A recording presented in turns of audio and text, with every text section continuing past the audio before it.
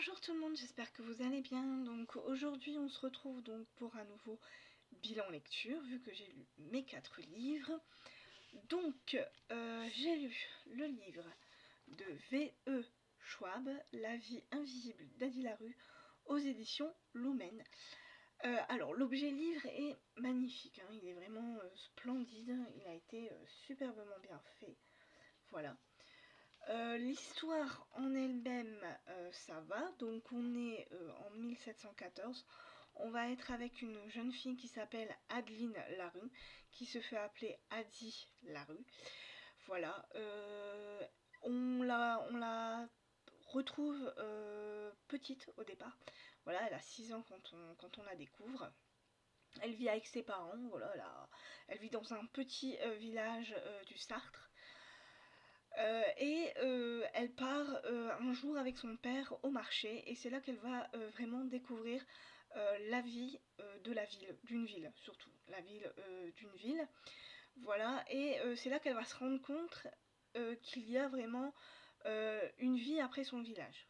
Et elle va avoir soif de liberté. Donc les années vont passer, elle va continuer à aller avec son père au marché et puis un jour, on ne sait pas pourquoi, sa mère décide que c'est terminé. Elle n'ira plus au marché avec son père.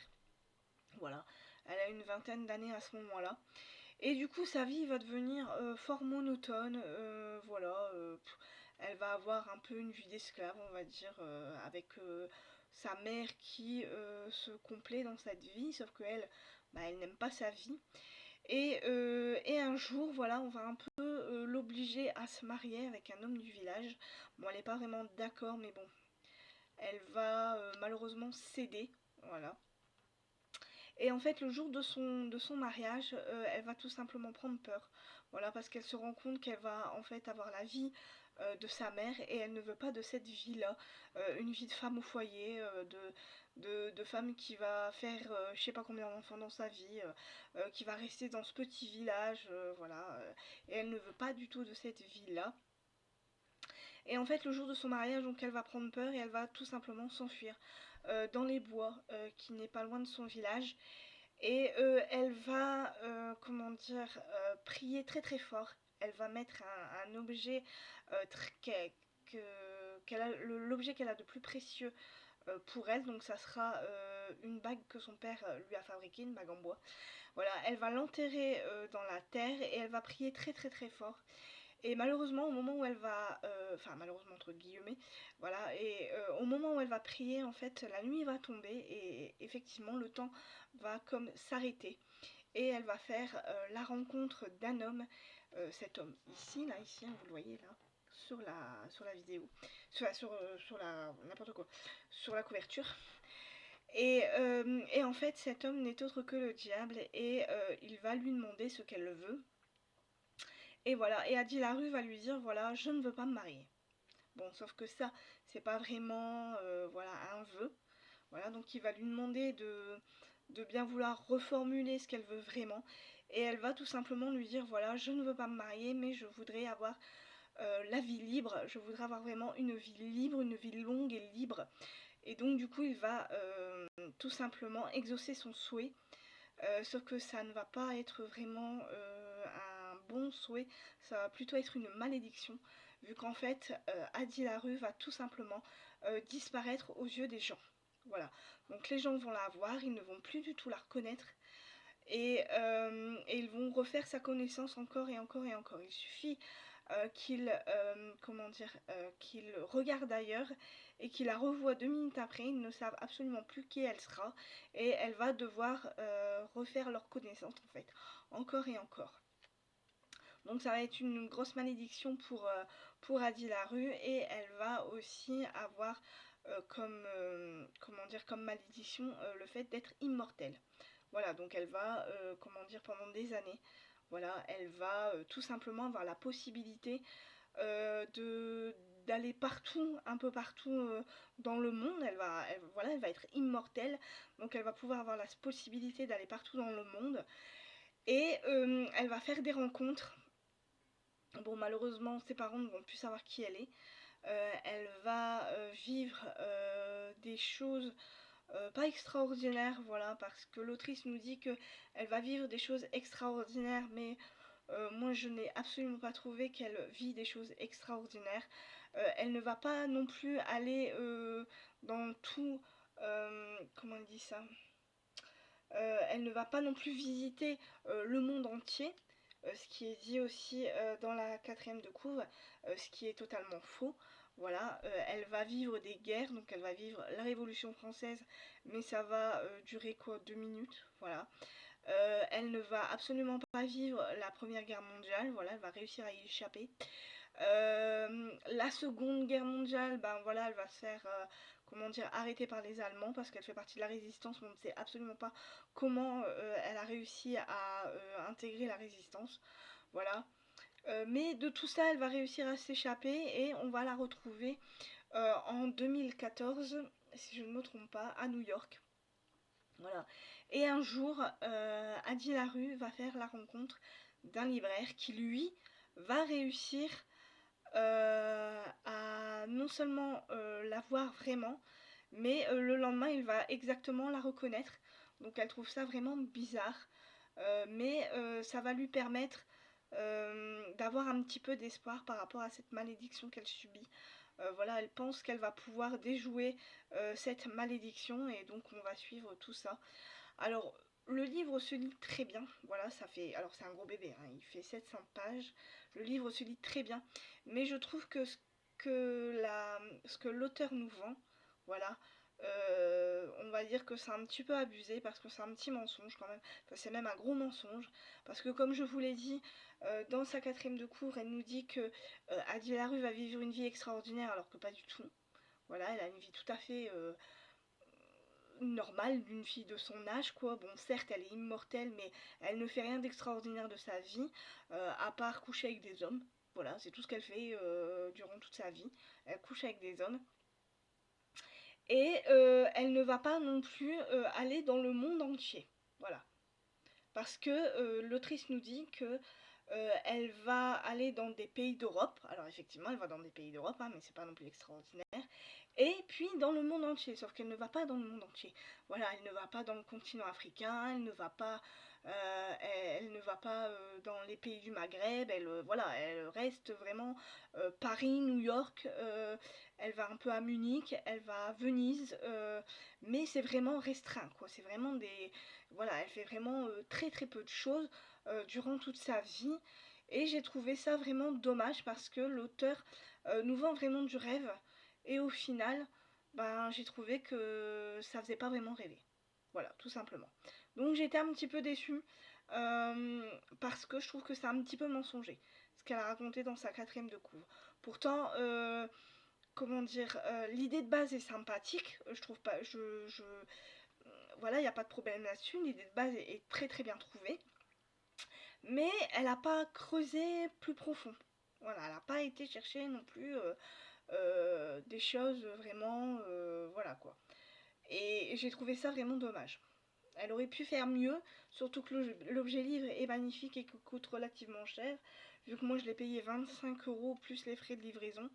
Donc j'ai payé assez cher ce livre, et au final je me rends compte que ben, l'autrice n'a pas comblé mes attentes, tout simplement. Voilà. Mais l'objet livre est magnifique, hein. Je suis pas déçue de l'avoir acheté parce que ça fera très beau dans ma bibliothèque, mais bon, l'histoire reste relativement plate quand même. Voilà. Donc La vie invisible d'Adil Larue de V.E. Schwab aux éditions Lumen. Voilà.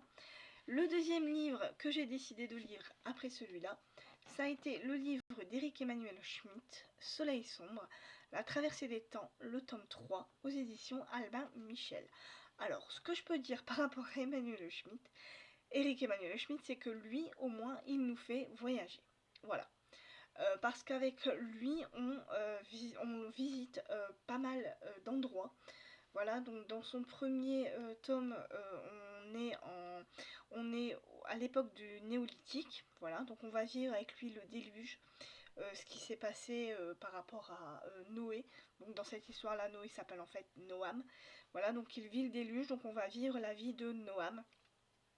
Alors lui aussi, il va devenir immortel par un concours de circonstances, voilà, le tonnerre va lui tomber dessus et il va réussir à devenir immortel, voilà, avec sa bien-aimée Noura et son demi-frère qu'il ne peut pas voir en peinture, Derek. Tous les trois vont devenir immortels et vont avoir tous les trois des aventures différentes. Donc on va vivre ce déluge. Dans le 2, nous allons vivre en Mésopotamie. On va, comment dire, apprendre la culture mésopotamienne, voilà, avec la fameuse tour de Babel. Voilà, on va voir comment elle a été construite et comment ce peuple a réussi à vivre avec sa propre culture.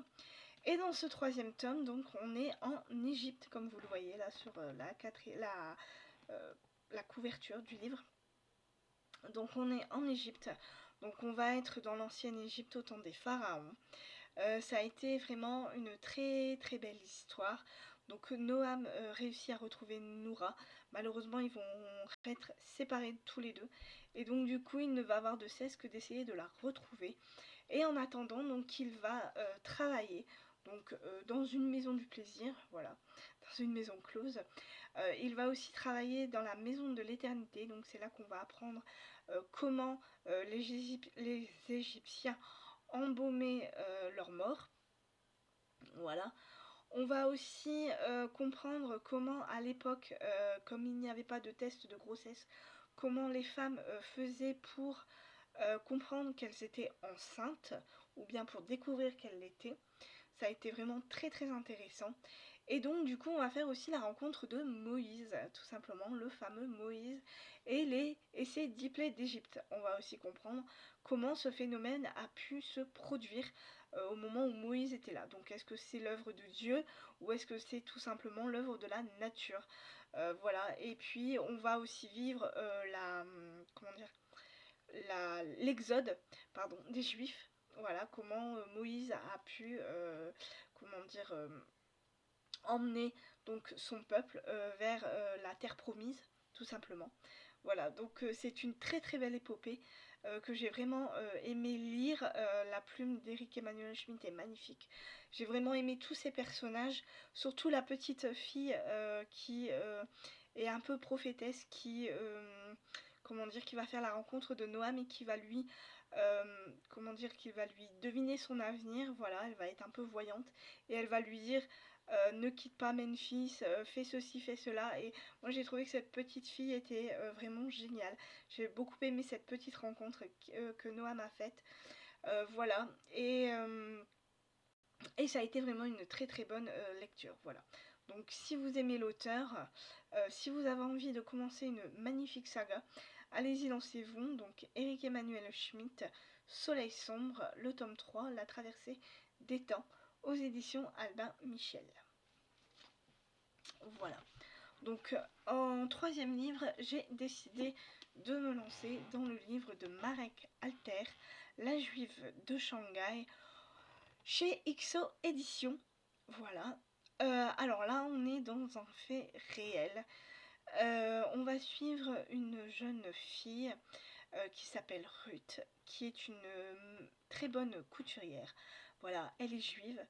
Elle habitait à Varsovie, son père l'envoie à Berlin, où elle aura peut-être un peu plus de succès. Malheureusement, nous sommes donc pendant la Seconde Guerre mondiale. Hitler vient d'être chancelier. Voilà, ça fait un petit moment qu'il est chancelier, on est en 1937. Et ça sent un peu le roussi. Donc pour les juifs commencent à sentir que ça sent très très mauvais pour eux. Voilà, vu que dans les rues de Berlin, il y a la Kripo, la Gestapo, la SA, les SS, enfin bref, il y a toute l'armée allemande qui est là et qui petit à petit essaye comment dire, d'évacuer les juifs. Donc du coup, ça sent très très mauvais pour Ruth. Voilà, et elle travaille dans un salon de couture que sa jeune patronne tient. Voilà, et sa patronne l'aime beaucoup. Voilà, parce que Ruth est douée dans ce qu'elle fait. Malheureusement, donc les clientes sont bien sûr des Allemandes, pure souche, et donc elles savent bien que Ruth est juive et elles commencent aussi à se poser beaucoup de questions. Et donc Ruth va tout simplement décider de partir de Berlin, mais entre-temps, elle va faire la rencontre, une rencontre assez, comment dire, assez spéciale, vu qu'elle va rencontrer Clara par un concours de circonstances. Voilà, elle va rencontrer Clara, qui est une jeune Allemande, qui est une jeune Allemande relativement bien bourgeoise, mais elle n'en donne pas vraiment l'impression, vu que Clara est une communiste, qu'elle ne veut pas de Hitler au pouvoir et qu'elle fait tout pour essayer de le détrôner. Malheureusement, elle sent bien qu'elle n'y arrive pas, donc avec son groupe de communistes, ils essayent de tout faire pour empêcher Hitler comment dire, de continuer ce qu'il est en train de faire. Et cette rencontre, elle va bouleverser la vie de Ruth, vu que c'est une magnifique, une superbe amitié qui va se nouer donc entre les deux jeunes filles, même si elles sont différentes l'une de l'autre, mais c'est une très belle amitié qui va se lier entre elles deux. Et donc Clara, comme elle sait que ça sent un peu le roussi, donc pour Ruth, elle lui propose de bien vouloir venir avec elle pour qu'elle puisse s'enfuir et aller donc à Shanghai. Voilà. Sauf que les choses vont faire que Ruth ne va pas pouvoir accepter. Elle va tout simplement quitter Berlin, aller à Varsovie, retrouver sa famille, parce qu'il y a son père, sa belle-mère et sa demi-sœur, ainsi que son cousin. Et elle va tout simplement essayer de quitter Varsovie. Et c'est de là que va être son périple. Voilà, et entre-temps, voilà, il va se passer malheureusement certaines choses qui font qu'elle va se retrouver seule à Shanghai et qu'elle va retrouver bien évidemment Clara, sa chère amie Clara, et voilà. Et donc on va suivre ce périple, on va suivre la vie de Ruth à Shanghai. Donc il faut savoir qu'à Shanghai, la vie n'est pas vraiment non plus très rose, vu que les Japonais sont en guerre, vu qu'ils sont avec les Allemands, donc ils sont en guerre contre les Américains. Les Japonais n'aiment pas les Chinois, donc l'arrivée des Juifs à Shanghai met un peu la malle sur la guerre. Donc ce que vont faire les Japonais, c'est qu'ils vont construire un immense ghetto pour tout simplement parquer tous ces juifs qui arrivent, malheureusement. Et ça ne va pas vraiment être très beau à voir. Voilà, donc on va suivre toute cette histoire-là, toute cette épopée. Alors c'est un livre que j'ai beaucoup aimé. J'ai beaucoup aimé le début, j'ai moins aimé comment dire, la fin du livre en fait. Je trouve que l'auteur a été beaucoup trop vite par rapport à la fin de son livre. Je m'attendais vraiment à autre chose parce que dans la quatrième de couverture, il nous dit qu'à la fin, donc à la fin du livre, ce n'est autre que la fille de Ruth qui va nous raconter l'histoire de sa mère et des carnets qu'elle a retrouvés. Voilà. Sauf que j'ai trouvé que à la fin, franchement, il reste quoi 3-4 pages. Voilà, 3-4 pages de ce que raconte la fille de Ruth. Et moi j'ai trouvé ça relativement dommage parce que j'aurais voulu en savoir plus. Et j'aurais aussi voulu que l'auteur nous raconte un peu plus son point de vue à lui par rapport à cette histoire. Voilà, comment est-ce que ça lui est venu, cette histoire-là. Et malheureusement, ça, il l'a pas raconté à la fin de son livre. Et j'ai trouvé ça un peu dommage parce que j'aurais aimé en savoir un tout petit peu plus. Et je l'ai trouvé un petit peu trop rapide, voilà, un petit peu trop rapide vers la fin, mais par contre, ça a été une histoire magnifique, hein. La rencontre entre Clara et Ruth, moi, ça m'a vraiment beaucoup plu. C'est vraiment les moments que j'appréciais le plus dans cette lecture. Voilà, c'est ce moment-là où Clara retrouvait Ruth ou inversement proportionnel. Et j'ai vraiment beaucoup aimé cette histoire, surtout que comme c'est une histoire réelle, je ne savais pas qu'il y avait des juifs qui avaient réussi à s'enfuir et à aller jusqu'à Shanghai. Voilà, donc ça a été une information que j'ai apprise tout simplement et j'ai trouvé que c'était très bien fait. Voilà, donc La Juive de Shanghai de Marek Alter aux éditions XO Éditions. Voilà. Et donc en dernier livre, donc j'ai lu un petit livre, j'ai lu un Arsène Lupin, donc Arsène Lupin théâtre. Donc c'est une pièce de théâtre par Maurice Leblanc aux éditions Hachette le Monde. Donc on va retrouver Arsène Lupin dans cette pièce de théâtre, donc bien évidemment il va vouloir voler donc des bijoux, des tableaux, tout ce qui lui passe dans un château. Il va se faire passer pour une personne qu'il n'est pas, pour essayer de piquer toutes ces belles choses. Que vous dire de plus? Pas grand chose, vu que voilà, après c'est Arsène Lupin, hein, c'est le roi des cambrioleurs. Voilà, donc j'ai bien aimé cette pièce de théâtre qui se lit très très vite. Donc on a quatre sujets, je dirais quatre pièces différentes. Attendez, il faut que je relis, mais il me semble que c'est 4, 1, 2, 3, 4, non 5. 5 pièces, donc la dernière, on n'a pas tous les feuillets. Apparemment, Maurice Leblanc avait l'intention d'en faire un film au cinéma. Voilà, faut que je retrouve mes mots.